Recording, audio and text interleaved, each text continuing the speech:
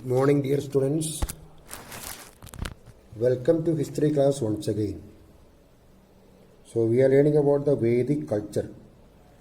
Dear students, I have already mentioned the syllabus for that examination. No, we are going to conduct examination. So 2 history lessons and 1 civics lessons. The third lesson is going to complete within 2-3 videos. Okay, which means in 2-3 videos we will complete. So about the arrival of the Aryans we have learned. No, previous video we have learned about the original home of the Aryans. No, okay, according to Balagangatha Tilak, another historian A.C. Das. Okay, we have learned Professor Max Muller and his view. Okay, Swami Dayananda Saraswati and his view. Okay, there are different views regarding the original home of the Aryans. So please revise and remember the points. Okay, now it is about the society of the Aryans. We have learned about their early settlements. No, Sapta Sindhu.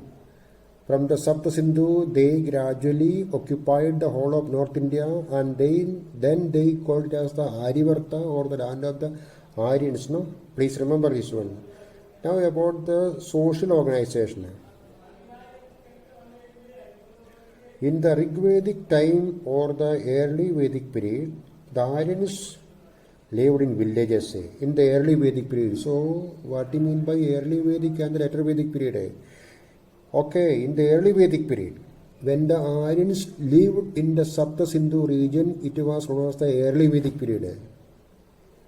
And when they lived or settled in the Aryavarta region, it was known as the later Vedic period.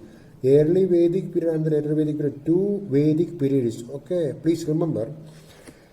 Okay, the family was the fundamental unit of the society. It was patriarchal. This means that the oldest male member of the family was his head. Their family structure. The oldest male member was head of the family. He was called Grihapati or Kulapati. After the death of Grihapati, the responsibility shifted to his eldest son. Okay. Several families lived in a grama or village. Several villages formed Visha. Many Vishas formed a Jana. The head of the village was called Gramini.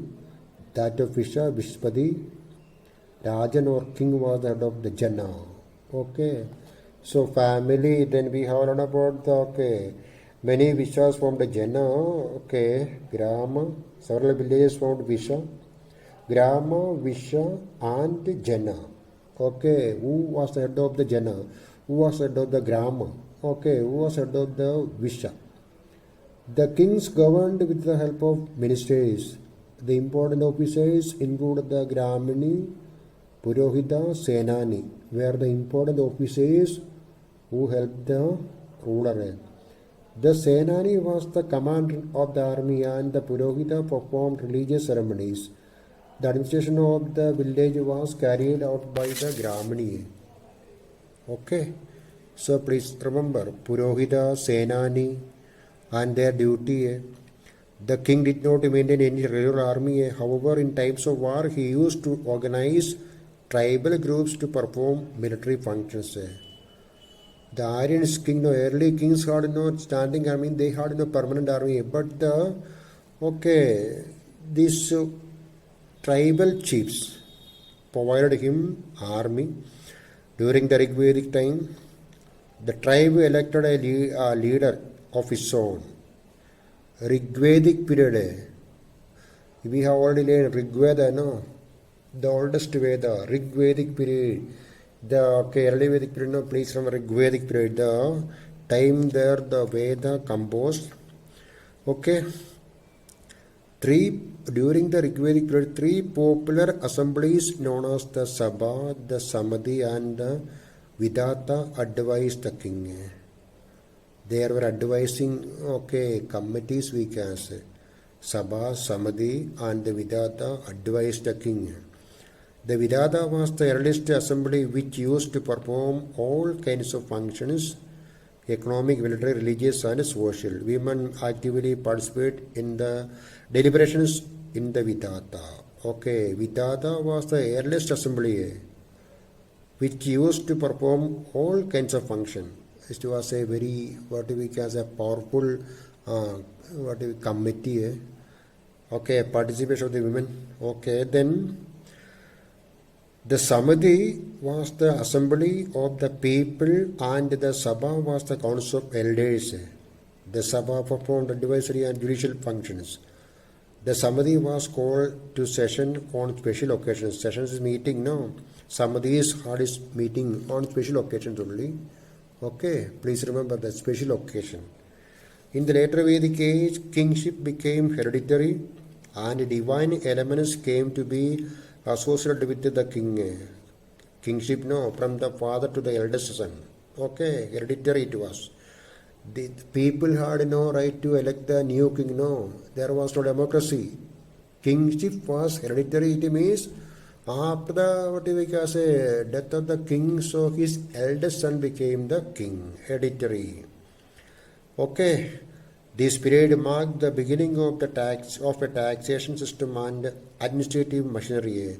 During later Vedic age, the popular assemblies lost their earlier importance. Okay, during the later Vedic period, we have learned about Vidata, Sabha, Samadhi. In the later Vedic period, these assemblies lost the importance. Okay, the Sabha and Samadhi came to be dominated by chiefs and the rich nobles. Okay, that is the reason they began to dominate. They began to control the Sabha and Samadhi, the rich people and the nobles. Noble means the members of the palace. Okay, women were no longer permitted to attend the assemblies. Okay, and the position of women. Okay, we will learn this one. During the Rigvedic period, okay, women were respected. Rigvedic, the institution of marriage had become sacred. The daughters were given freedom to choose their husbands. The system,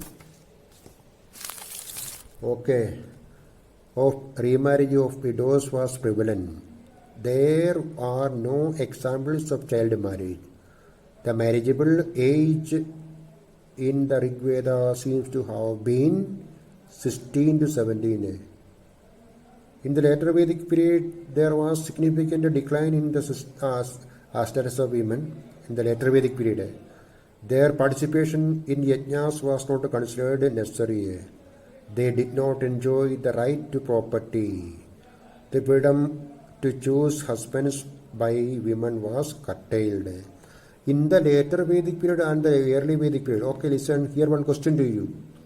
What was the position of the women in the early Vedic period and the later Vedic period? You have explained.